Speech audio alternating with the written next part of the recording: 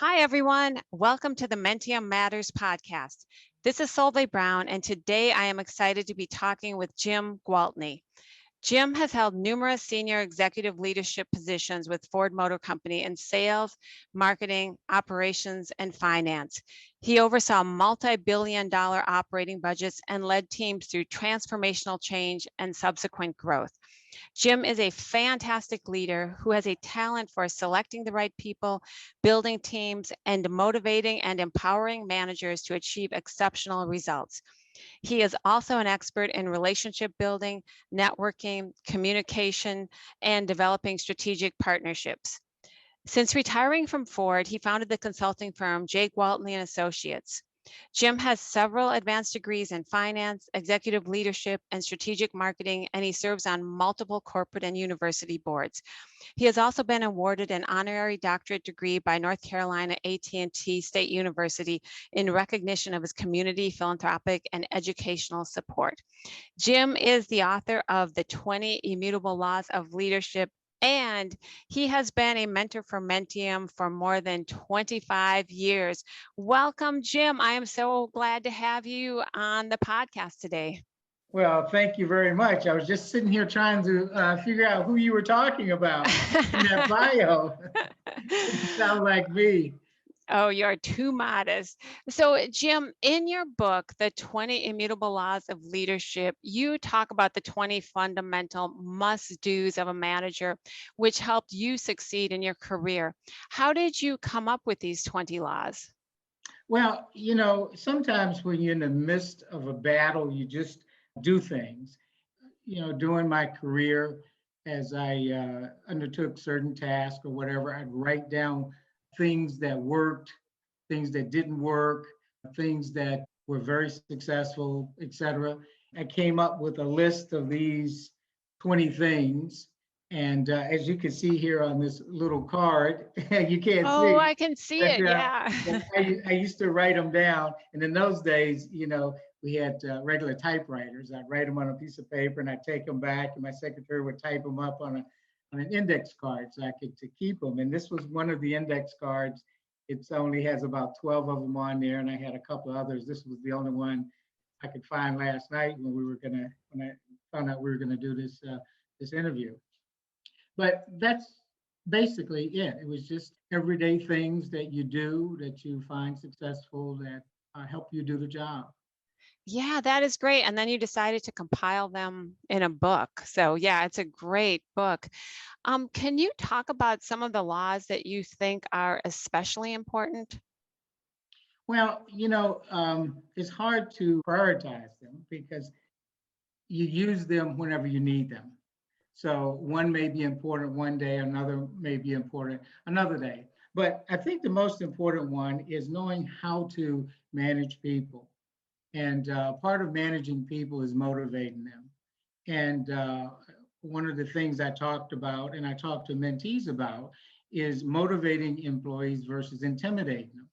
And we all have a tendency to intimidate employees to do things. I mean, not physically, but mentally.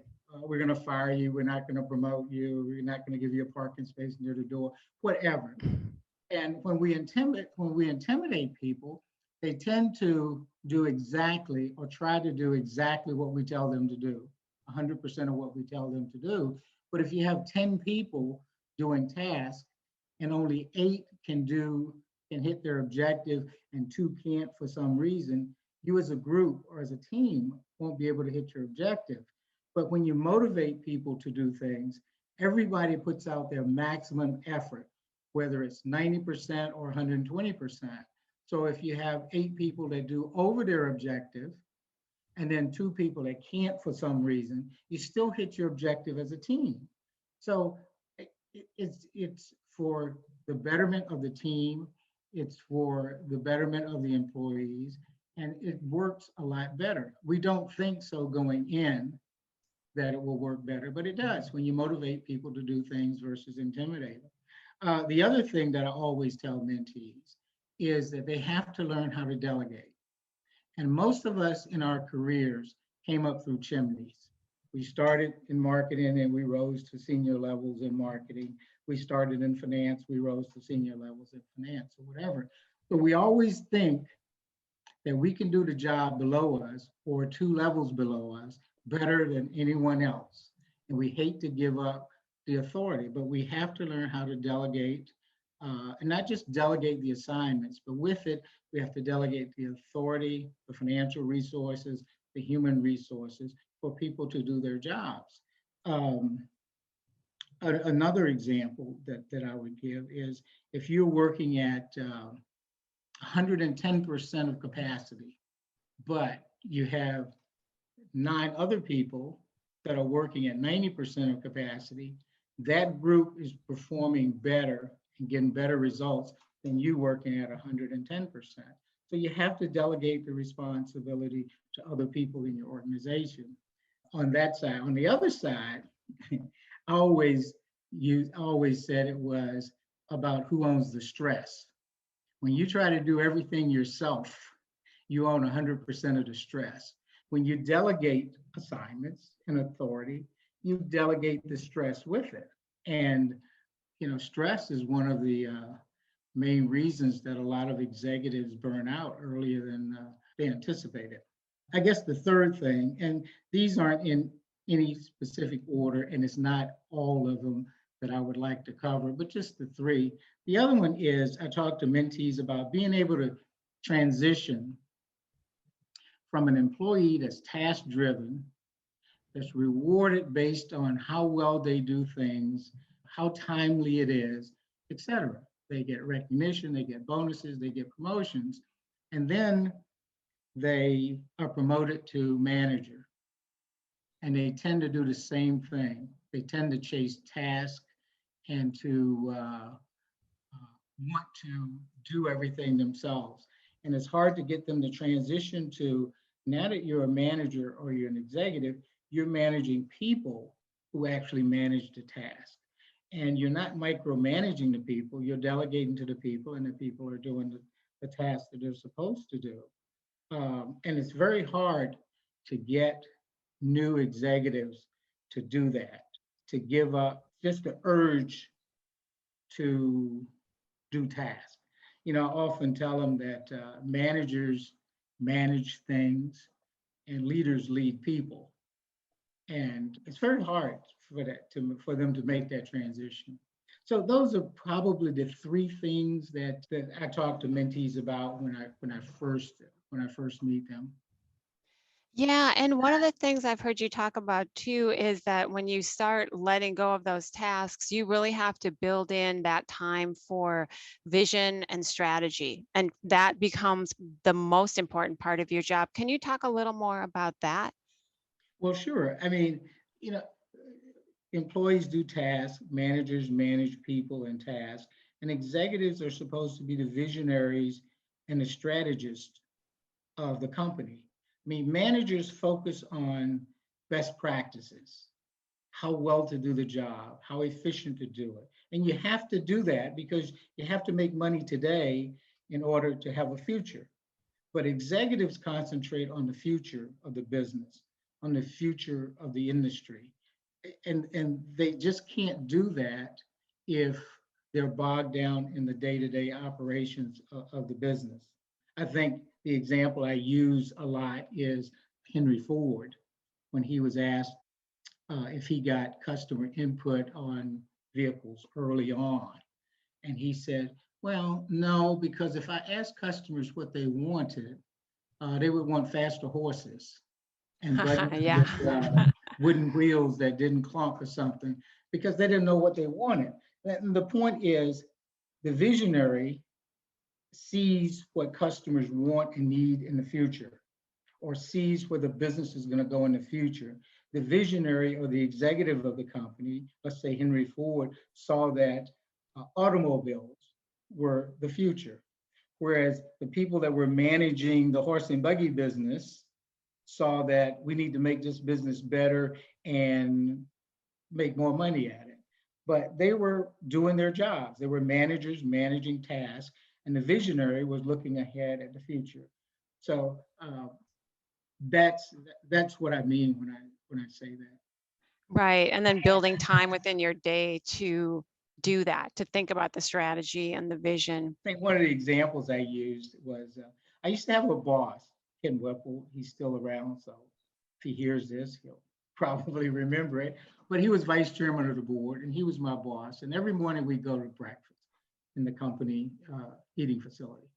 And first thing in the morning, 7 a.m., 7:30, he'd start talking about things that had been reported in the London Financial Times, in Barron's, in the Wall Street Journal. And I'm sitting there thinking, how does he know all of this? So one morning I asked him, I said, Ken, how do you know this, this, and this? He says, well, I get in early and I sit at my desk and I read through this publication, that publication, and I put on the, the CNBC or whatever the local network is, and I gather all the information. And I said, well, Ken, if I did that in the morning, if I sat back, put my feet up on the desk and read the newspaper, I would think that people thought I was slacking off. And he says, well, you haven't fully transitioned yet. When you fully transition, you'll realize that that is your job, to know what's going on, to know how the industry is going, to know how business is going and where it's going. And that's how you should start your day. So that's what I tell mentees too, that you have to know where your business is going and how you're going to get there. That is a great story and such a good example of making that mental transition as you get promoted. In your book, you noted that one of the major problems associated with being promoted to becoming a manager or executive level is that employees and even lower level managers stop talking to you, or they tell you what you think they want to hear or what they think you want to hear. How do you get past this issue? Well, when you move into executive ranks, sometimes there's formal training, sometimes there's informal training, sometimes there's informal advice. And one of the things you're advised a lot is that you need to keep a distance between yourself and your employees. You need to be the executive, they need to be the employees. And that's one way of thinking. The other way of thinking is you need to be approachable, affable, and supportive of your managers and their employees. And I'm sure the right answer is somewhere in the middle. But the reason I give you those two examples is if you're that strict, by the book executive, employees will be reluctant to talk to you about trivial things. And trivial things might be in a meeting, not understanding the exact assignment, and then going off doing 3 or 4 different things, and 2 of them are wrong. So they may not want to ask that executive for advice. They may not want to tell that executive the truth because they may feel they're going to get castigated. Whereas on the other hand, the executive that's affable, that goes to the softball game, the company softball games, attends functions with the employees, still has a professional relationship, but it's easy to talk to, is different. In a meeting, if someone were to say to him, if he were to say to someone doing a poor presentation, your presentation is kind of poor, you need to work on it, the employees would go back and work on it. You have to have that demeanor where employees can tell you, don't whine to you and expect you to solve their problem, but they can tell you the issues truthfully and not fear being castigated. They can ask you questions and they can get good direction. So that's the dichotomy between the two types of executives. And the reason I say that is that we often think of the strict executive as the right executive. They're kind of aloof, they're purely objective, and they just tell it like it is. And sometimes that doesn't draw out employees to talk to them. And it's an issue with employees, but it's more of an issue with managers, because when you reach the managerial or the executive level, it's sort of a lonely place because you can't talk to your subordinates about issues, really, other than job related, because you have to keep them motivated. So you can't talk to them about the direction of the company or if this is right or that, because you have to keep them motivated. You can't talk to your peers about issues because they may use them to come back later to get a better job than you or stab you in the back or something like that. And you can't talk to your superiors a lot of time about your issues because you may think your superiors may think you're weak, or your superiors may think, well, that's what they're paying you to do to solve those problems, whatever. So it's a pretty, unique position you're in when you get about midway or 2/3 of the way up the ladder. That is great advice, Jim. You have held senior level positions in sales and marketing. What strategies have helped you be successful? Well, I think sort of seems like you repeat yourself over and over because everything is interrelated. But first of all, you have to be competent at what you do. I mean, if you don't know your business or if you don't study your business and you're not confident, you're not going to be too successful. You have to be dedicated, put in the time, put in the effort. You have to be reliable. And these things sound like trivial things. You'd expect an answer to come from a college textbook written by a PhD that says these things correlate to this. But sometimes it's the simplest thing. I say reliable, but you want to be that employee who is fourth down with 1 second on the clock, 1 foot to go for a touchdown, and you say, Coach, give me the ball. Now, how many people would want that person on their team? I mean, so those are the things that make you indispensable. That attitude and that dedication and the basis to everything is you got to be confident, though, know your business and execute it properly. That is great advice, Jim. One of the things you alluded to in one of your previous answers was navigating organizational politics. This is an area that many people struggle with. What is your advice to mentees on how to do this? Well, the first thing I tell them is that politics, not national politics, but politics within a company is just as important as any other aspect of their performance. Just as important, because the politics will get you resource allocation within a company.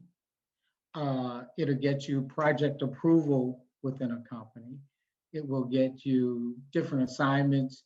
It'll get you different human resources and all of that. So you have to look at it as one of the things that go into a successful career. And most mentees acknowledge that they don't look at politics as a part of career progression. And politics involves being known by your executives, networking with your executives, um, attending events, talking to them, being outspoken, being creative, and volunteering for whatever you can volunteer for so that you can get known by the executives within the company, because it's a lot easier for executives to approve things or projects if they know the individuals that they're approving them for. Yep. So figuring out all the strategies you can take to get Mhm. known. So you have taken risks in your own career, and you have also encouraged the people you mentor to take risks. Can Mhm. you tell us why it is so important to get out of your comfort zone? Well, uh, it's important because when you stop progressing, you kind of stagnate. When you stagnate, you kind of die. So the first thing I ask mentees is, what's your career aspirations? And if they say it's, I'm good where I am, I'm comfortable, then, we kind of have a different discussion. But so far, I've never had a mentee say that. Um, they've all had career aspirations and they've all wanted to progress within the organization. Yeah, that is just as important to get out of your comfort zone. So, Jim, you have been a mentor for Mentium for more than 25 years. How did you get involved with Mentium, and what has this experience been like for you over these years of working with mentees? Well, it's been a terrific experience. I've learned a lot more from the mentees than they've learned from me because in all of our sessions with mentees, they always come up with the answer. One thing I often say to them is, you always know the answer, period. You know the answer because you're closer to the business than anyone else. And, you may not be able to do it for whatever reason, but you know the answer. So I've learned more from the mentees than they could have ever learned from me. I've learned TV manufacturing, I've learned healthcare business, I've learned neural networks, on and on and on from the different mentees. As I said before, it started out a long time ago when it was a program for female executives. And within Ford, we had a certain level of female executives, and I mentored a lot of them. And my boss, a guy named Bob Rui, said to me that he was aware of this program, Mentium, that mainly mentored female executives in order to participate. So that's how I got started in the program. And back in the day, at the beginning of every program, they would bring all the mentors and the mentees into a big session to introduce one to another. And that's how I started. Wow, that's a great story. Jim, we have time for three final questions. The Mhm. first one is, do you have habits that you feel have contributed to your success? Uh, yeah, I think it's preparation in terms of, education, but that's sort of a given when you're hired. But continuing education, whether it's an executive program or whether it's strategic programs at various universities. So being prepared, like that old saying goes, chance favors the prepared mind. So being prepared, being competent, doing the best you can, knowing what you want to do. I often tell the mentees that they should always have an elevator speech. And they go, well, why? I said, because one day you're going to meet a senior executive in an elevator, and he's going to say, hey, you did a great job on that presentation, or so. What do you want to do next? And you're going to say, So, and they go, well, I know what I want to do. And then you say, well, what? And they give you a 30-minute dissertation on what they want to do. And I go, well, the elevator is only about 30 seconds or a minute or two. So you need to know what you want to do and when you want to do it, and be good at what you do and be dedicated. Yeah, and be ready for that elevator pitch at any second. I like that. What would your advice be to up and coming leaders? Be prepared, be willing to change, be willing to not do the things you've done in the past and take on new responsibilities and new roles. And if you're not extroverted, be prepared to become extroverted, however you do that, because that's part of networking, that's part of the political process of getting things done in a company. And that's about it. I mean, if you're competent and you're extroverted and outgoing and political, and you know your business, and you're creative, and you're a risk taker. I mean, if you're all of those things, unless the next promotion goes to the owner's brother-in-law or something, you're probably going to get it. That is good advice. And then, do you have a favorite saying, quote, or motto? No, we kind of talked about that. I really don't. But, on my little card, I had about four things that I often talked to when I was an executive at Ford, that I often talk to junior executives about or managers about. And I always talk to mentees about now. And I just tell them about them and then let them formulate their own opinion. So I don't have one, but on my card I had, do the little things, the big ones will get done. And that's kind of self-explanatory because we tackle big things but we kind of let the little ones pile up, and the little holes can sink a boat as well as the large ones. Um, I always tell them do the right thing. We have a propensity sometimes to do the easy thing or the thing that's easily sold or politically correct or whatever, and we don't do the right thing. But usually, when you do the right thing, it's easier to defend it and it's easier to sell it, and you feel a lot better afterwards. Um, I always tell them to require a lot but demand very little.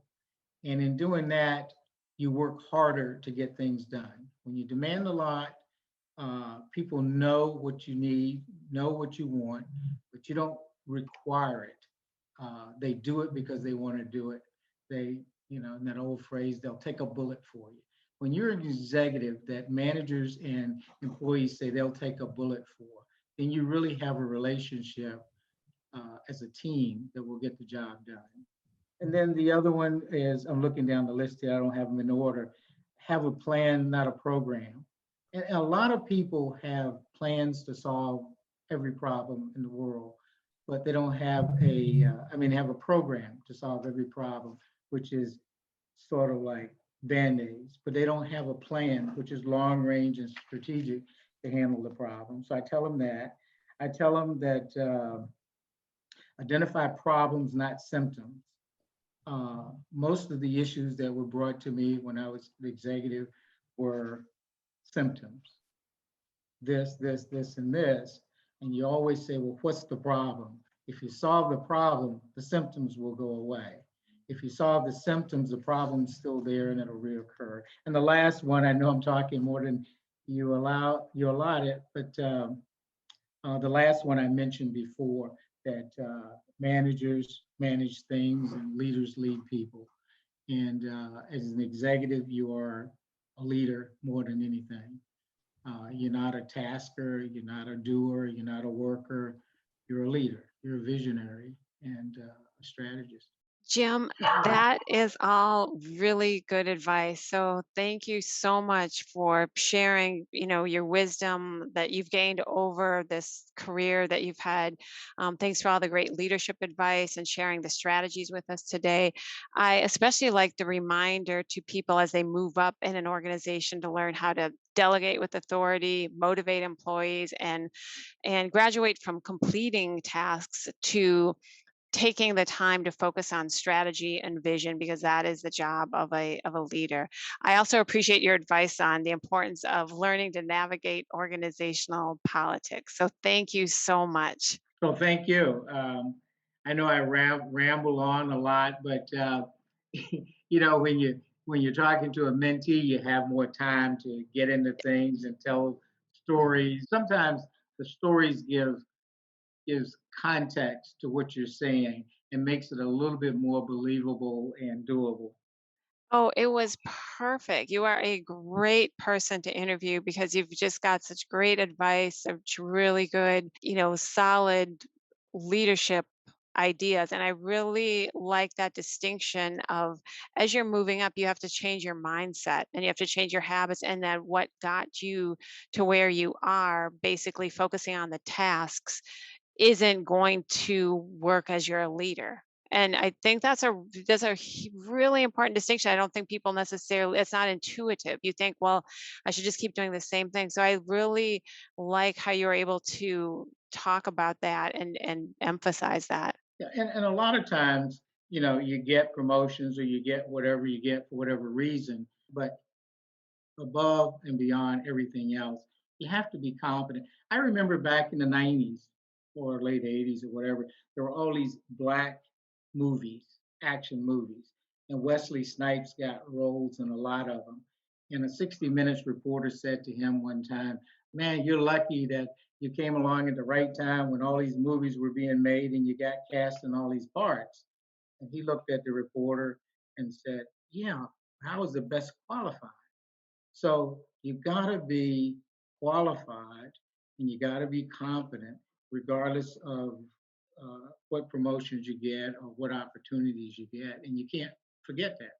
Right. Yeah, that is really good advice. Well, Jim, we so appreciate at Mentium all that you've done to mentor women, all that you've done to mentor the men that you've mentored in these past few years Mhm, too. And, just that the generosity of your spirit to mhm, share what you have with people and to commit to helping people do better in their career and get better and become more successful, and it just is a really wonderful gift that you've used your right. experience to and share it with others. So thank you so much.